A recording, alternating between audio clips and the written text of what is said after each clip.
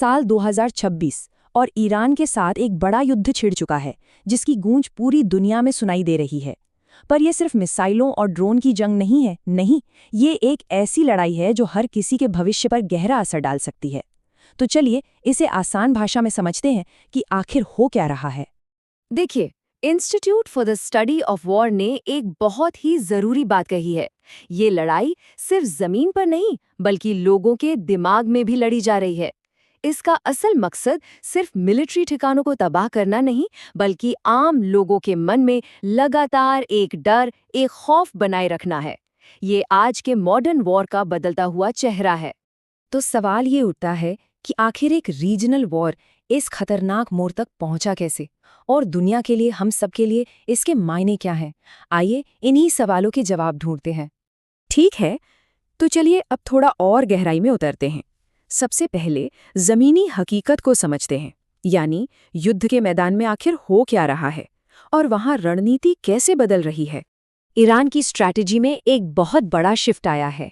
पहले उनकी कोशिश होती थी कि एक साथ सैकड़ों मिसाइलें दागकर दुश्मन के एयर डिफेंस को पूरी तरह से तबाह कर दिया जाए, लेकिन अब वो एक दिमागी खेल खेल रहे हैं। दिन भर छोटे छोटे लगातार हमले, जिनका मकसद सैन्य नुकसान से ज्यादा लोगों में डर और थकावट पैदा करना है। ये एक थका देने वाली जंग बन चुकी है। तो सवाल ये है कि ईरान को अपनी रणनीति बदलनी ही क्यों पड़ी? वजह साफ है, अमेरिका और इजराइल के हवाई हमले। इन हमलों ने ईरान की कमर तोड़ दी है। उन्होंने ईरान के मिसाइल लॉन्चर, हथियारों के गोदाम और यहाँ तक के 1000 से ज्यादा हथियार बनाने वाली जगहों और परमाणु ठिकानों तक को निशाना बनाया है। इन हमलों के बाद ईरान के लिए बड़े पैमाने पर हमला करना लगभग नामुमकिन हो गया है। और इन हमलों का असर? जरा इस आंकड़े पर नजर डालिए, 90%। अभियान शुरू होने के बाद से ईरान के मिसाइल हमलों में 90% की जबरदस्त कमी आई है। ये नंबर साफ साफ दिखाता है कि ये हवाई अभियान कितना असरदार रहा है और इसने कैसे ईरान को अपनी पूरी गेम प्लान बदलने पर मजबूर कर दिया। तो अब मैदान जंग से थोड़ा ऊपर उठते हैं और देखते हैं कि ग्लोबल लेवल पर क्या चल रहा है। ये सिर्फ एक रीजनल लड़ाई नहीं है दोस्तों, ये एक ग्लोबल जियोपॉलिटिकल चेस का गेम है जिसमें कई बड़े खिलाड़ी शामिल हैं। इस लड़ाई में मोटे तौर पर दो खेमे हैं। एक तरफ अमेरिका और इजराइल का गठबंधन, जिन्हें यूके और सऊदी अरब जैसे देशों का सपोर्ट है, और दूसरी तरफ है ईरान का एक्सिस ऑफ रेजिस्टेंस, जो सीधे लड़ने के बजाय अपने प्रॉक्सी ग्रुप्स का इस्तेमाल करता है, जैसे लेबनान में हिजबुल्लाह और यमन में हूती। ये सब ईरान के इशारे पर लड़ रहे हैं। लेकिन कहानी यही खत्म नहीं होती। कुछ शैडो पार्टनर्स भी हैं, रूस और चीन। ये सीधे तौर पर युद्ध में शामिल नहीं हैं, लेकिन पर्दे के पीछे से ईरान को जिंदा रखने में इनकी बहुत बड़ी भूमिका है। ये संयुक्त राष्ट्र में ईरान को बचाते हैं। चीन तो बैन के बावजूद ईरान का 80% से ज्यादा तेल खरीदकर उसे आर्थिक रूप से सपोर्ट कर रहा है। और तो और दोनों देश खुफिया जानकारी और मिलिट्री टेक्नोलॉजी भी दे रहे हैं। उनका ये सपोर्ट ईरान के लिए एक लाइफलाइन जैसा है। अब बात करते हैं उस पहलू की जिसका असर दुनिया के कोने कोने में महसूस हो रहा है, यानी इकोनॉमी पर इसका क्या असर हुआ है। ये जंग सिर्फ मिडिल ईस्ट तक ही सीमित नहीं है, इसकी कीमत पूरी दुनिया चुका रही है। सबसे सीधा और बड़ा असर पड़ा है तेल की कीमतों पर।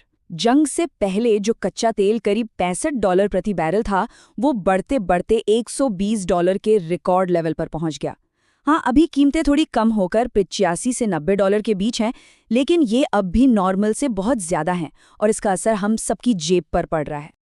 और इस आर्थिक असर को और बेहतर ढंग से समझने के लिए हम VCBF नाम की एक ग्लोबल फाइनेंशियल कंसल्टेंसी फर्म के एनालिसिस को देख रहे हैं। उनकी रिपोर्ट बताती है कि ये संघर्ष कैसे पूरी दुनिया की सप्लाई चेन को हिलाकर रख रहा है। देखिए, स्ट्रेट ऑफ हॉर्मुज़, ये इस पूरे संघर्ष का एक हॉटस्पॉट है और मामला सिर्फ तेल का नहीं है। दुनिया का 27% कच्चा तेल, 20% LNG गैस और करीब 30% फर्टिलाइजर यानी खाद इसी रास्ते से गुजरता है। तो जब ईरान ने इस रास्ते को बंद किया तो इसका असर सिर्फ पेट्रोल पंप पर नहीं, बल्कि दुनिया भर के खेतों से लेकर घरों तक महसूस किया गया। तो अब सबसे बड़ा सवाल, आगे क्या? यहाँ एक्सपर्ट्स के एनालिसिस के आधार पर दो मेन सिचुएशन बनती दिख रही हैं कि ये संघर्ष किस तरफ जा सकता है। तो VCBF के एनालिसिस के हिसाब से दो रास्ते नजर आते हैं। पहला और सबसे अच्छा रास्ता है बातचीत का, जिससे तनाव कम हो, लेकिन इसकी संभावना सच कहूं तो काफी कम है। दूसरा रास्ता जिसकी संभावना कहीं ज्यादा है, वो है एक लंबे समय तक चलने वाला संघर्ष। मतलब बड़ी लड़ाई तो शायद रुक जाए, लेकिन छोटी-मोटी झड़पें चलती रहेंगी, जिससे बाजार में अनिश्चितता बनी रहेगी और तेल की कीमतें भी ऊंची ही रहेंगी। और आखिर में एक बहुत बड़ा सवाल हमारे सामने खड़ा होता है। ये लड़ाई सिर्फ जीत हार तय नहीं कर रही, ये तो मिडल ईस्ट का पूरा नक्शा ही हमेशा के लिए बदल रही है। तो जब ये सब खत्म होगा तो एक नया मिडल ईस्ट कैसा दिखेगा?